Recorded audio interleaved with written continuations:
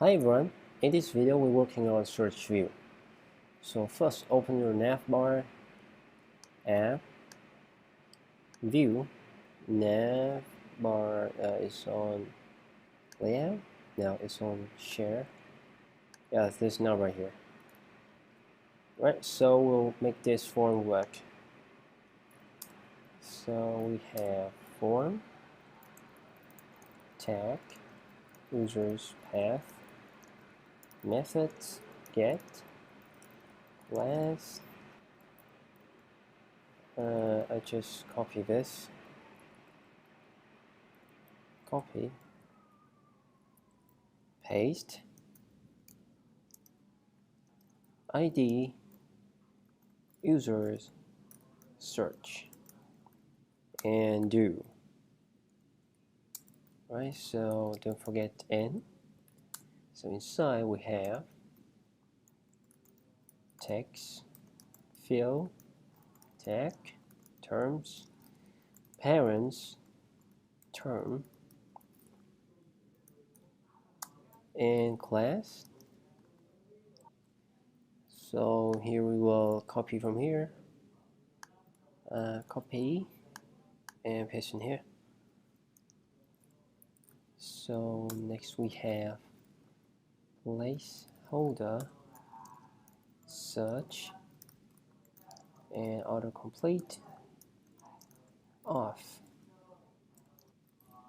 And outside that we have div, ID is user result.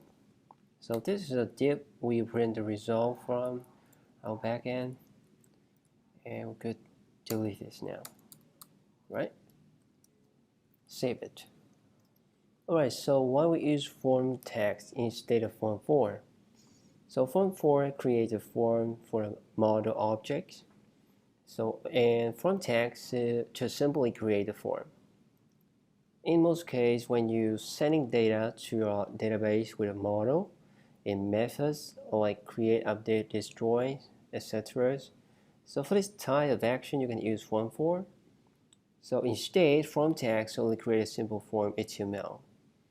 And this is often likely usually used on search for search functionality, right? Right? Okay, save it.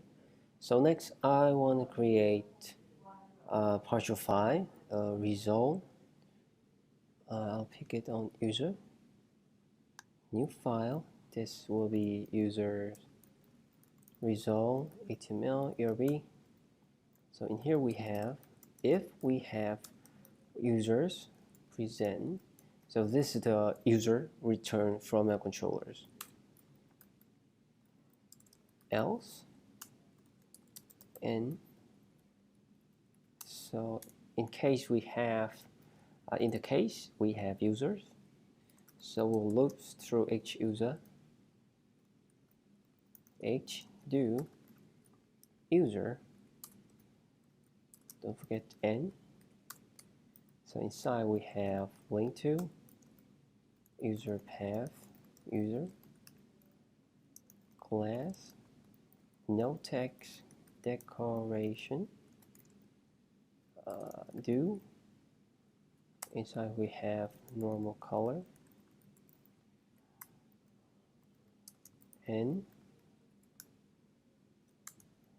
inside we have div.search result item, and we just print out user.name, right? Else, in case you don't have any user, we just print out adding 3 rems, no results found. Save it. Right, so now let's create the GS return file. So in users folder, we'll click new file. Here we have index.js.erb. So in here we will get the ID users result, which is the navbar, which is this element. And when you get that, you will replace it as HTML. and print out your partial file. Render. Oh, sorry.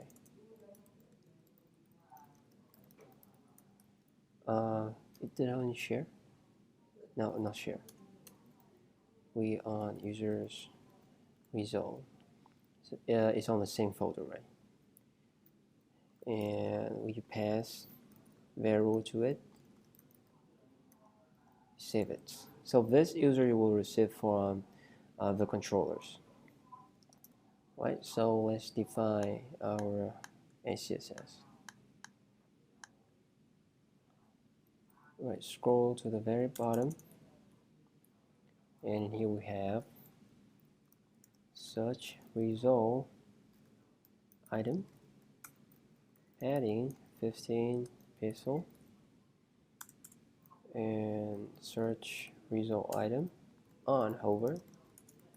We change this background color is a little bit dimmer. Save it. So by this time you run an application, you will get an error, I think, because we have to look again in our model. So in here, in user RB, so first this is name, not username. So user.name, right? And like, and we're missing 1% symbol in here. So this percent symbol means that it can be any characters behind is accepted, and here is any characters before it is accepted. For example, if your term is, if you want to search for like TRO, and in your database you have strong, long, so you see that you have this term, this term, if this term. So the percent before say that you have S, okay, this is match, and percentage back is you have some characters in here, so that's okay, that's match. So it will get this user, right? So that's about how this query will work, right? Save it. So now let's run a, have a test. Oh, I haven't run a software. We'll ask. Well, wait a bit. Alright, it's running. Alright, so search, say TRO, enter. Unknown format. Okay, I think we have some problem in that bar. So it requires GS, and you should have remote true. So they will tell you that to the browser that it should return a GS file. TRO, yeah. So we have a user like this. So when you click this, it will go to this user's homepage, and this should be the other. Yeah, they have the same name. Never mind. Alright, so now I'm going to make this to whenever you're typing it, it will search right away. So I will create a new file. This time in JavaScript, on JavaScript folder, new file. We have users search GS. So now let's type some GS. Document ready function function. All right, and inside we have, first you want to get the is the text field. The text field is on users search, and term on key up. So you will subscribe to on key up events. This is when every time user types something, this will it will jump into this function, and var jQuery HHR. This is Ajax. We run it manually using jQuery get. So first you get the data on users search dot attribute action. So this action is a link. So let me see, it's in here. I open console command, and here this action is a link to a form in the controllers. Right, so you get this like destination to call the data, to call your data, and then you get terms. Is this is the like JSON data users search and terms dot value. You get the value in the text box, and when you get all the data in the destination, and you write function resolve users resolve HTML, and if you have the result, you will create a search term. So you create a popover. This is a Bootstrap component we may have seen several times. Content no result file. This should be dot, and placement bottom HTML true trigger focus semicolon, else we right, I'll copy it. So in the case we have data, we get content from the user result, placement bottom true focus still same. So after that we will show the pop-ups. Search term popover show. Right, save it. Alright, now let's write some CSS. Where is it? Here. Right, now let's sorry. So we customize popover border radius